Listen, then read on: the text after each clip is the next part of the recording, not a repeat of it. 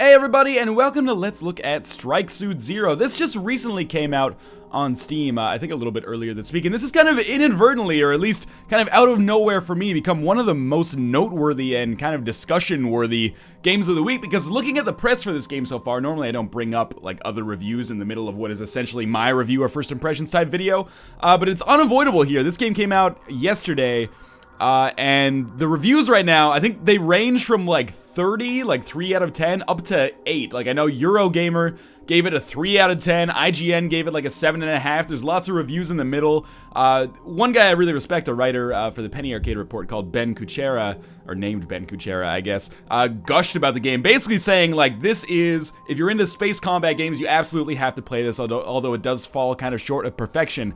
I've played about an hour and a half of this myself, and I'm excited to give my thoughts, even though I kind of fall in the middle of these guys, or of those guys that I mentioned before. And the game is kind of noteworthy for being a Kickstarter project as well, which is maybe another reason it's getting a lot of discussion. But in any case, this is a space combat game. We'll talk a little bit more about it as we get involved here. There is no multiplayer, at least as far as I can tell here. There is only the single-player campaign, of which there are 13 missions, and I have done 3 of them in about an hour and a half. I'd say the missions probably range about, 25 minutes to 40 minutes in the limited amount of experience I have so far. And this game can get downright tricky. I'm playing with the Xbox 360 controller because I can't imagine doing like a 3D kind of flight game with just a keyboard and mouse. Obviously, if I had a joystick or, a track IR or something, that would change my mind. But I'm going to an earlier mission here just to kind of show you what we've got going on and make sure that I can actually beat it. And we have 2 fighters that I've unlocked so far. One of them is the Apex Fighter, and we might start this mission with the Apex Fighter just to kind of show off the basics of the game. But we also have a Strike Suit, which is kind of like a Gundam or like a Zone of the Enders style, like space mech. Which is, obviously the namesake of the game, Strike Suit Zero. But anyway, we're going to start with the Apex Fighter. We have a variety of different guns that we can take, but because we only have a few unlocked right now, this is basically what we're stuck with. So for guns, we're going to have a small plasma and light machine gun. Those have different uses I'll talk about once we get in the game. For missiles, we can either take, like, I believe each one of these represents, like, 30 missiles. We can either take 3 groups of missiles that can be locked on, or we can go with rocket pods. Or Titans, or Swarms, actually. I've never taken the Swarms before. Where's the Rocket Pod, though? Oh, maybe we don't even have those anymore. Oh, Rocket Pods have no targeting system. Alright, so this is the Titan is the Rocket Pod. In any case, why don't we just take our standard missiles here to get started with, and then we'll load into the game, and we'll probably have some cutscenes here. Yes, indeed we will. And when they are voice acting, I'll try to shut up, because that is actually, there's a pretty impressive degree and quality of voice acting in this game, for a game that was just Kickstartered. We're looking at it. What's left of it. My God. What the hell happened here? So one of the first things you'll probably notice is that this game actually looks goddamn gorgeous. I'm playing with some of the settings turned down just to facilitate recording a little bit, but there's really varied environments in the game, and they all look really nice. I mean, it's not the best looking game I've ever seen in my entire life, but the environments are all very distinct, and they all look very good, so I have to give kudos to the developers for that. I apologize for basically talking over the voice acting immediately after saying I shouldn't talk over the voice acting, but to give you kind of a feel for where the story's at right now, basically we are playing as, like, the Earth faction, and Earth is having a conflict with colonials, and the colonials are basically like settlements Earth settlements outside of the vicinity or jurisdiction of Earth that are now rebelling, and they want to have their own independence in the universe. And the kind of backdrop for all of this is that there's also been this, like, crash site where we've discovered some new technology, and this new technology could be related to this, awful planetary disaster that we see right here. That's at least the best way that I can describe it right now. So first things first, we're just kind of flying around. Keep in mind, this is only the second mission of the game, so we are dealing with some fairly basic stuff here, basically just moving around. But we will get into some combat soon, and this mission, I believe, does a good job of kind of showing off some of the greater overarching combat in the game as well. So we can switch missile systems, we can switch our guns. That's the machine gun, which has 8,000 ammo, and this is our normal gun, which has unlimited ammo, of course. And when we get here to this checkpoint, we should have another kind of briefing here, and indeed we do. So let's see what happens. Enemy fighters inbound. Weapons free. Engage the enemy. Alright, so we're gonna have a pretty basic skirmish here. There's gonna be 6 fighters, or 9 fighters actually, as you can see by our objective up there. So now we're gonna get into some combat here. The actual combat of the game, I think, is gonna be the part where most people have, like, diverging opinions. Because for me, although the combat is fairly good, it's also fairly generic, and I was kind of expecting more of a space sim when I got into it. That's not necessarily the developer's fault that I was expecting a space sim. However, this game really feels to me like kind of similar to Dogfight 1942, which is a game that I played on the channel recently that I actually did not like. And the reason I kind of dislike this game from its combat system, I don't think it's an awful combat system, but similarly to 1942 or Dogfight 1942, it has this like cursor on the screen which represents where you should shoot to lead your target, which I actually really dislike. I much prefer just kind of like, I was gonna say freeballing it. That's not necessarily the best, you know, turn of phrase to use here, but I think it makes things a little bit too easy because you're basically just, it gives you a crosshair to aim for. And part of the fun for me in space combat games is aiming, or like kind of having to free aim in order to figure out where you should lead your target. And, you know, there's a certain degree of trial and error there that I actually enjoy a great deal. It keeps things a little bit more holistic and a little bit less just like point and shoot, I think. That being said, the combat controls well. Just 1 second here, make sure I focus on taking him out. And there's a decent variety to it, and there is a decent strategy involved, even with this very basic fighter that I'm using right here. So I can speed up, I can slow down, etc., etc. But the most important thing is that I can actually switch guns. So by taking out our machine gun, you can see I do a little bit of damage, but it's much more consistent. It's much easier to hit enemies. Similarly, using the machine gun is also a very good idea if you want to take out enemy shields quickly. Like as we approach the enemy here, we'll get in range, took out enemy shields, then we can switch to our actual just cannons and take out the enemy very, very quickly. There's only 3 interceptors left. Let's focus on this one, which is actually a great deal away right now. We also have missiles, which I can lock on using the right bumper right here, and 2 missiles should be enough to destroy a basic fighter, or at least get it close enough that my machine gun can do the rest of the dirty work for me. Haven't really taken much damage myself, but I assure you things will get much, much harder as we progress here. So where is our... Oh, it's all done here. Good. So missions follow this fairly basic structure, or similar structure, at least so far, of basically starting with like a skirmish or a sortie, and then moving on to actually having to take out more capital ships, things like frigates and corvettes and stuff like that, as you will see as we move onwards a little bit here. Stages are usually like, or missions are usually multi-stage in the sense that they start out easy and then they get harder and harder.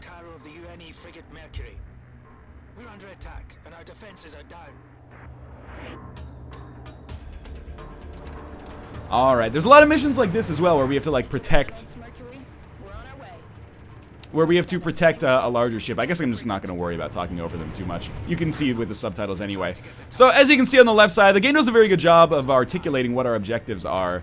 So basically right now we just have to protect the Mercury and keep it alive until its guns become operational, which is going to happen in like a minute and a half. And I really appreciate the fact that the game actually is good about articulating its objectives, because oftentimes with these games, I struggle with that. Like again, Dogfight 1942 is not necessarily the most related game to this, but it's the most similar game to this that I've played recently, and that game did a very good, or very bad job of articulating its objectives sometimes. It was like, if you didn't listen to the mission briefing, then fuck you, you are basically screwed. And I was often screwed when I played that game, at least in my brief experience with it. But this game is substantially better than that. Also, notice the rockin' like jazz soundtrack. That was the most unexpected thing for me when I played this game. Normally, space shooters kind of have the same or similar kind of soundtracks, almost like an FTL style. You know, it's sparse. Occasionally gets like orchestral and epic when things are going down. This takes a much more like, almost like a film noir soundtrack, or like the detective movie or something. I don't know if I'm using film noir properly there. We're taking some damage, but our ship is very, very strong, at least in these early stages when we're dealing with only fighters to be dealing with. 1 second, there we go. Yeah, when we're only dealing with fighters, they're not so bad, but we're going to struggle a little bit more against capital ships. I have died many, many times in this game so far, so we're going to kill him. Should mention, by the way, this is available on Steam. And I can't stress enough that this is very impressive for a Kickstarted project. I'm not necessarily trying to shit-talk Kickstarter, but you have to admit that there has been shall we say, a spotty history with respect to the quality of the products that have been, you know, backed on Kickstarter and eventually come out. A lot of them have turned out really well. FTL, for example, turned out amazing, but several have turned out not so great as well. So the fact that this, A, has seen the light of day considering it's fairly ambitious, and B, has turned out technically very impressive is kind of awesome, I have to admit. But yes, this is available on Steam, and it's going for $15 for its opening week sale. It's going to be $20 normally, which I think is a fair price for a game like this, given the kind of technical level that it has. This is a game I'm not sure how people are going to feel about it, because I was really expecting we must have completed our objective there, so I'll shut up for a second, but hold that thought. Alright, so we have a new objective here. We've got to destroy the torpedoes that are going to come out of the Corvette here. So there's our Corvette. Also, great lock-on system. By hitting B, it will just lock us onto the immediate objective, which is great. So as soon as this thing fires torpedoes, I can just press B and it will lock onto them, I believe, anyway. We're kind of getting outside of the fray of combat here, but we can just attack this capital ship if we so choose. One second. There's the torpedoes, I think. Oh, no, there's the Corvette. There's the torpedoes. Okay, so we'll use our machine gun to destroy those. And then we'll try to destroy the Corvette as well. Oh, we've got missiles coming. I should mention something about missiles. Watch this.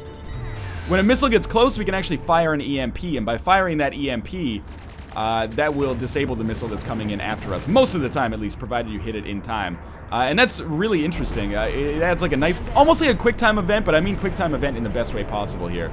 So we're going to try to get close enough to this Corvette where we can perhaps destroy it, or at least do some damage to it, because that is one of our objectives here. So I'm just going to fire some shots in here. We have another missile coming, so there we go. We'll just disable that. It's a little easy, I'll admit, but it's fun nonetheless. So we're doing a lot of damage to this Corvette, basically just filling it full of missiles. We're going to take some damage ourselves, though. Now, what we might want to do is switch our focus and attack the enemy turrets that are on this ship. However, I don't think it's really necessary right now, because we're doing so much damage to it as is. So again, let's just keep dropping some shots in here. And we will play, not a mission perhaps, but at least a little bit of gameplay with the strike suit. Maybe a whole mission, who knows. Now we've just got to destroy the Colonial Fighter. So there is a little bit of like rinse and repeat style stuff going on here. But that's okay. Largely, I find this game fun. When I first played it, I thought it was a little generic. But as things go on, you know, there's a genuine effort here in the story. The story's fine. The music is strange, given the genre. But I think it fits the setting absolutely fine. The only thing is this game going to be worth what is essentially a premium price on Steam? It's not a AAA price, obviously, it's like a third of a AAA price, but it's certainly more than most indie games usually retail at. Now, for me, I think this game's worth 20 bucks. I think you could easily spend, you know, given the fact that I'm like a third of the way through the or a quarter of the way through the campaign, an hour and a half in. Did they? Oh, they just folded out. Awesome. So we'll probably have some more dialogue here. But given the way that my progress so far, shall we say, I would say that I'm like 25% through, and with an hour and a half, that means like a 6-hour game. So, you know, 20 bucks for a 6-hour game is probably a lot, or rich for some people's blood, but given the, again, kind of technical level of stuff in this game, graphics aren't everything, but it is an ambitious effort, and an appreciated effort as well. I will shut up and let this guy talk. Surrounded by some kind of storm that stopped our drives dead. After that, they just picked us off one by one. We're lucky any of us are left. When they were done, they hung around just long enough to test a new toy on the world below. Whatever it is, it's headed for Earth. What do you want to do? You tell me. Folded in from a short distance out, possibly from a staging post or patrol route. Reynolds, take your wingman, go check it out. We'll finish our repairs. Report back the moment you find anything. Copy that. You heard him, Adams. Let's go. Alright, so again, there was a little bit of a kind of exposition on the story there. Let's get to this objective. Actually, I think we're just going to fold out in a second, yeah. A lot of warping involved in this game, and I think we have one more stage in this mission before we will get to test out that strike suit. Which is okay, because this gives you a feel for kind of the more basic fighter elements of the game, but where the game starts to get a little bit different and a little bit more, not necessarily innovative, because it feels a lot like Zone of the Enders, but where it starts to get more interesting, at least, is when you start using the strike suit, which you actually get in the next mission. Anyway, so we are going to have to... I'm just going to press A, actually, and skip over the dialogue at this point. We're tracking colonial activity. They're going somewhere in a hurry. See what you can find out, but keep your distance. Do not engage. Copy that. I have to talk a little bit about some flaws in the game. One of the things that is being mentioned a lot, and I believe is definitely a principal flaw, although one of the developers are saying that they are going to fix soon, is that the checkpoint system is pretty harsh. Like, there's a lot of moving from point A to point B to get to checkpoints, but that's not what I mean. What I mean is that it's very difficult, and oftentimes if you die, and again, you will die probably fairly frequently, you have to redo like half of a mission, and with missions taking a long time, that can be a real pain in the ass. But the developers have said that they are going to patch that in as soon as they possibly can. I think we have to destroy the Corvette here. Oh, we got a missile. Let's pay attention. Stay on target. There we go. I think we evaded the missile. Oh my god, I'm taking way too much damage. Copy that. Take out those fighters. Alright, so step one, we gotta take out the fighters. I think we might just be able to go straight into the capital ships. But let's not do that. Let's do things as they are telling us so that I don't mess it up. Oh. Oh, there's another one. Okay, managed to dodge both of those missiles. Again, you should be noticing from my play here that like that's genuine excitement. There's times in the combat of this game that I feel it's actually very, very strong. But what this game is not, and what I think a lot of people were expecting it to be, or at least, you know, by looking at the marketing, is like a space sim. This is absolutely not a space sim. This is much more of a kind of arcade-style combat game. And if you're looking for this to be like reminiscent of games like, I don't know, like Privateer or something, it's absolutely not like that. It's more like a kind of like Crimson Skies style game, which I'm actually super cool with in this like space format. I didn't realize I was right up against the Corvette here, so let's move out because I don't want to attack that just yet. By the way, there is a little bit more intricacy to the combat than I've really mentioned so far. For example, like notice as I'm shooting my cannons here, there is like an energy meter. 1 second. Gotta pay attention here. There we go. Oh, there's another one, I think. Yeah, there's an energy meter, and that energy meter is going to decrease like really rapidly when we shoot in this mode, which is the linked mode. But if we shoot in unlinked mode, and we can change that just by adjusting our D-pad here, yeah, if we shoot in unlinked mode, we're not going to do as much damage as quickly, but it is going to drain our energy much more slowly. So provided you don't have like an excellent bead on the target, it can be better to go unlinked because it'll save you some energy, but linked will allow you to do damage faster to targets that warrant it. So I usually stick on that because it is a little bit easier, you know, as the game gives you that like giant fuck me cursor. It's fairly easy to keep a bead on enemies and land shots appropriately. So there's still 8 enemy fighters left. I will admit, you know, the game gets a little repetitive in these kind of sections right here. Overall, if we're talking about like my final impressions or my genuine, I guess it's not final because I'm still, you know, these are first impressions type videos. But if we're talking about my general impressions of the game so far, I fall neither at that like 3 out of 10 level. Where's the intercept? Oh, it's up here. Neither at that 3 out of 10 level, nor at the like 8 out of 10, or you know, Ben Kuchera, who thinks this game is truly like amazing. No disrespect to him meant at all either. Let's start taking out some of these flak cannons. Adams, stay close. We're going after them. All right, that's fine. I want to go after them, but I want to take out their flak cannons first so I don't get killed. Oh, it looks like they're gonna fold out of here. A lot of the enemies retreating. We see a lot of that in this game. I felt more in like this is like a 6 to 7 game, and I mean that, you know, my 6 to 7, not perhaps IGN's 6 to 7, where that represents probably a below average game. I think this is an above average game on Steam. And for people who are fans of these kind of arcade style shooters, especially with the sci-fi aesthetic, this could be a cool game for you to pick up, considering especially there's not very much to play right now. Just don't expect like a sim heavy or a strategy heavy game. Okay, so I just totally got hit by that missile right there. I have to destroy the torpedoes, but alternatively, I could basically just go for the capital ship here. Like if I just hang back here, I should be able to destroy these corvettes fairly well in my own right, assuming these missiles are ever going to land anyway.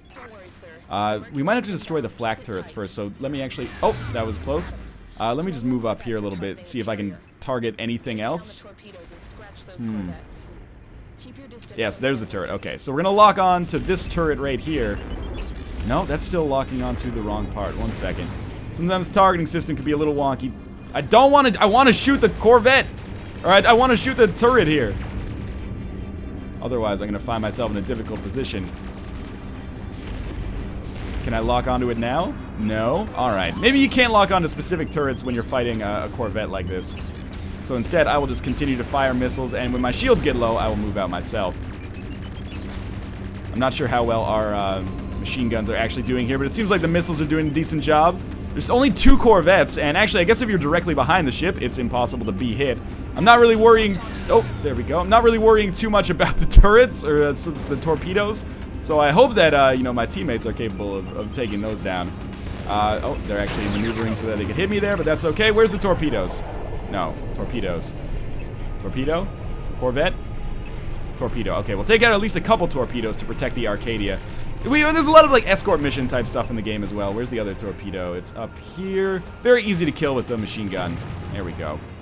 And actually there's 2 more Corvettes left, unfortunately. So let's just... Oh, missile coming in. Be ready. There we go. Managed to dodge that. That looked pretty nice. And we're just going to continue basically firing missiles at this Corvette. Oh, Lord. This is not the greatest position for me to be in. That ship is way stronger than the other ships that we've been dealing with so far. Let's fly away for a second here. Low shields means we will take damage. Works basically on the Halo mechanic. We should probably start shooting down some sort of torpedoes, I guess. Which is probably easier for us to do. When I did this mission the first time, I just went straight for the torpedoes, which, you know, is our objective, essentially, to protect the Arcadia. And then the Arcadia itself can shoot at the enemy ship, which is faster, but we got to destroy the corvettes as well. So let's focus on our objective here. Here comes a missile. Just give it a second. It's really far away, actually. Oh, no, not too far away. Alright, so we're going to close in on this corvette. I'm worried about death, but we can take a decent amount of punishment. Oh, just stay away from those flak turrets. We really want to get behind the ship, like directly. Here comes a missile. Give it a second. Gotta focus. So we're just going to try to get directly behind the ship. There's the missile evaded via the EMP. And we're just going to start firing in some missiles here. This ship is way better at evading than the one that we saw earlier. But we should still be able to stay mostly on target and do some serious damage here. I'm targeted, but that's okay. Our shields are going to go down. Should I continue fighting them here? Probably not, but that corvette is... Oh, I thought it was dead. Here comes the missile. It's very close to dead anyway. Oh, managed to dodge it. Oh, there's another one coming? No, that's just low shields. I really don't want to leave this fight until I've destroyed that corvette. Good. Okay, now there's only one corvette left. We should shoot these torpedoes before we get out of here. Like so. And as you can see, like, the combat at times gets surprisingly intense. Like, it works pretty well. Despite being a little generic. I mentioned Dogfight 1942 a few times. This game is substantially better than Dogfight 1942. By basically every conceivable metric. It's just an easy comparison to make. There we go. So our shields are back. These torpedoes are probably... No, I thought they were going to hit, but I guess not. Now we should go for the other corvette, I think, because the Arcadia is looking like it's in a pretty good position. Wreckage. Corvette. There we go. With only one left to kill and with us still having decent health, we should be okay here. Again, we're going to function on basically the same principle that we were using before. By the way, I have nothing when it comes to evasive maneuvers. Not necessarily that's the game's fault. It could just... Oh, there we go. It could just be my fault for sucking. That being said, let's try to get in here and do some real damage to this corvette without getting killed ourselves, which is, you know, usually pretty important. We could just try to destroy enemy turrets, which is also a valuable course of action for sure. Because the turrets are all set up differently, I guess. So there are, you know, situations where enemy... Oh, what the hell happened there? I guess the... Oh, all the corvettes are destroyed. Alright, I was kind of not focusing on my commentary to see what the hell was going on in the game there. That should be the end of this mission, I believe. Unless we have to just destroy these remaining turrets, I guess. Oh, we gotta take down the capital ship. Awesome. This went a little bit longer than I expected. We still have to protect the Arcadia, which is taking some damage here. But first things first, let's destroy the flak turrets. So there's one right there. We'll just drop some missiles on that. We do have limited numbers of missiles, but in the end, it usually, at least so far, hasn't really been the kind of thing you need to really save for. I've found things pretty easy. There's still some flak turrets remaining here, which is surprising to me. Have I just been failing at dropping the shots accordingly? There's one dead at least, but I've taken a lot of damage in hindsight. Yeah, I didn't expect this mission to be so long. We definitely have to show some strike suit gameplay, otherwise, you know, you'll be falsely under the impression that this is just a, like a generic space shooter, which in some ways it is, but that wouldn't be 100% fair to the game. Am I, like, gonna die here? Don't die! Shoot the turret, you ding-dong! Oh, okay, we almost got hit by the ship there. When you run into a ship, typically it ends up hurting you a great deal. So we really need to just back up until our shields are back. And then a missile is going to be coming in for us. So let's turn around. The Arcadia is doing fine, thankfully. We evaded it somehow. I mean, I hit the EMP, but it sounded like we evaded it prior to that. Just only 2 flak turrets left. And I mean, I am getting shot by enemy fighters as well. That's like the other thing that's going on right here. It's possibly making it more difficult on me. But in any case, these missiles will hit, presumably. There we go, and with only one left, let's fire some missiles. And with the flak turrets gone, the Arcadia should be able to do the dirty work for once. There we go. All the flak turrets are gone. We're out of shields, but we should still be okay here. Mercury, go in for the kill. Reynolds, Adams, provide support. Alright, I will do so. There is still a missile turret, so I'll try to kill that first. And the Mercury, the flagship of our fleet here, should be able to do most of the dirty work itself. I'm hoping, at least. I'm going to destroy the turrets so that our fighters don't get shot down. This is the most strategic the game has ever been. And I don't necessarily mean that in a negative way.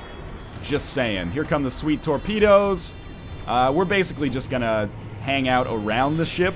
Probably get caught in the resulting supernova and die in a, a ball of fury. Awesome. Might want to fire some missiles in here. Actually, we can't because we can't lock on to anything. But we can do like one shot every 2 seconds. I could unlink and then shoot a little bit more consistently. Doesn't really matter though. I'm pretty sure that there's basically no chance for them to win the mission here, so I'm proud of myself. And we do have the option. Oh, it's dead. We do have the option to like get ranks, like based on our score, almost Devil May Cry style in some ways.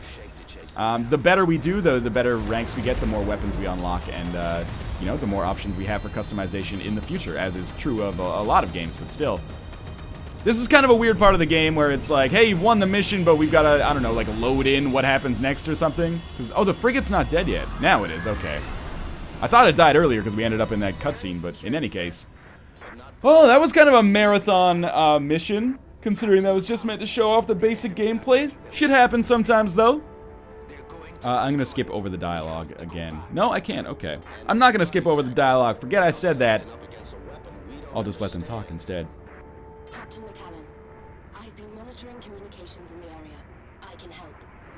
Control, where are you? I'm still at the Thule facility, Captain.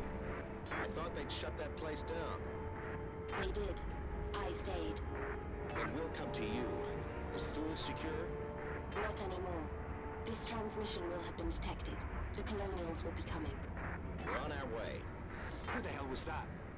That was Control. You want to stop the Colonials? She's our best shot. All ships prepared to fold out. Transmitting coordinates now.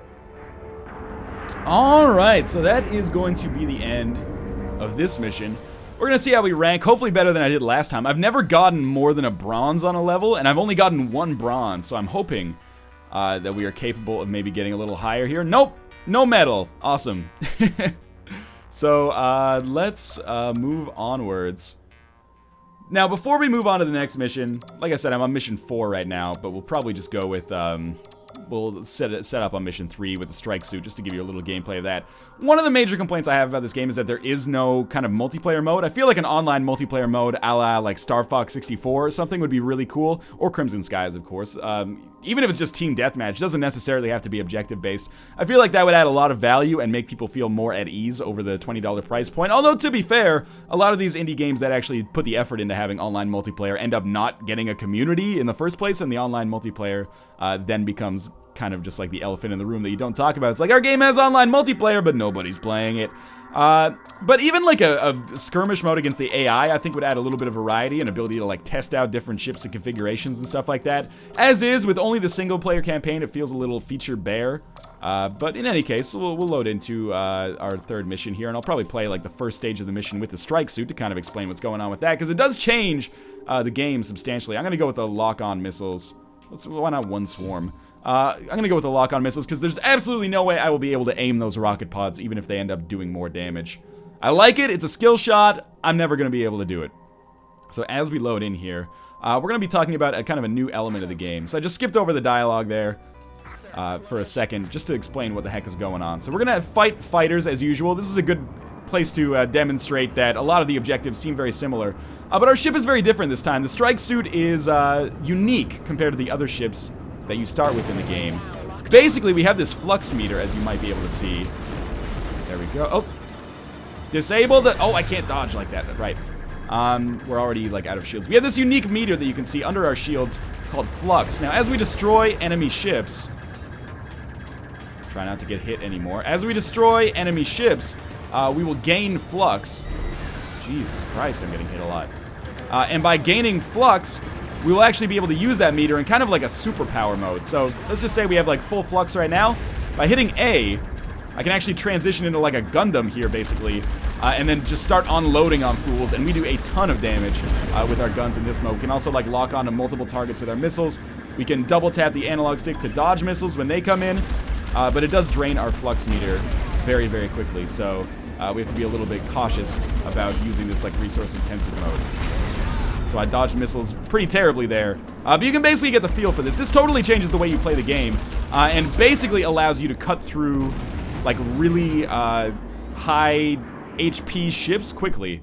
But it also, you know, it adds a little bit of variety to the game, because you're not just flying around in a ship all the time like, oh, got one, oh, got one, oh, got... Instead, you're like constantly trying to partition your meter, shall we say, and see when, you know, when would be the best time to absolutely use your meter. And then the way that I've done this normally, I haven't spent too much time with the strike suit, because it does take like an hour or so into the game before you actually get it. But the way I've used it so far is basically, for fighters, I just use the normal ship mode here, and then for the flagships, or the carriers, or the frigates, if you will, whatever, corvettes, etc., I use the strike suit, and things have a tendency to work out a lot better, because we can take out a corvette rather than firing like 50 missiles at it over the course of 5 minutes. We can take it out much, much faster. So let's actually look for, well, we should kill some fighters first, so that we can get some flux built up, and then I'll try to take out a corvette, or a freighter, I guess, in a single bound, basically. So again, we're just constantly shifting between weapons here to improve our ability to take them down. I like that there's a little bit of strategy involved. So missiles coming in. Just wait till it gets here. Any second. Then we'll just dodge out of the way. That worked somewhat well, I think. Let's go after one of these freighters now. So, oh, I've got the analog stick all weirded out. Plasma turret, frigate. Okay. So as we get closer and closer here, I will then just switch into our mode. We're just going to paint targets, launch a ton of missiles here. This should allow us to basically neutralize all the turrets on the ship. Yeah, and then we can just go to town on it. We didn't do too much damage to the frigate itself, but we did take out a couple of the turrets, I believe. I think, anyway. Actually, we might die here. I just lost my shield by crashing into the ship. But in any case, I think you get a feel as I exit here. I think you get a feel for how the strike suit works, and how it actually, like, very much changes the nature of the game, and makes it possible to take out those large-scale ships without being tedious. So this is Strike Suit Zero. Very interesting game coming out this week. Overall, here's the thing, okay? It's $20 or $15 if you're getting it within the first week. You can get it in a package for $20 with its soundtrack as well, if that's the kind of thing that interests you. It's a decent game. I don't think it's remarkable. I don't think it's amazing. I don't think it's terrible like Eurogamer does. I think it's middling. It's kind of a generic shooter, but it has beautiful aesthetics. The music is solid and weird, and I can kind of appreciate that. The mechanics itself, you know, it's generic, but it offers a little bit of strategy. The story, at least there's some effort played to it, and on a technical level, this game is definitely a success. I don't know if people who are outside of the genre looking in are really going to get that much value out of it, but people who are really out there looking for like a Crimson Skies type game, like a space dogfight game, or a dogfight type game set in space with a sci-fi aesthetic, could get their money's worth here. I think you could easily spend you know, 6 to 10 hours in this game potentially, although I'm not sure that I would be that into the game by the 6th or 10th hour. But in any case, you know, it is what it is. It's available on Steam right now, and in an otherwise barren landscape, maybe this will get some more attention that maybe it deserves. But in any case, thank you guys for watching, and I will see you next time.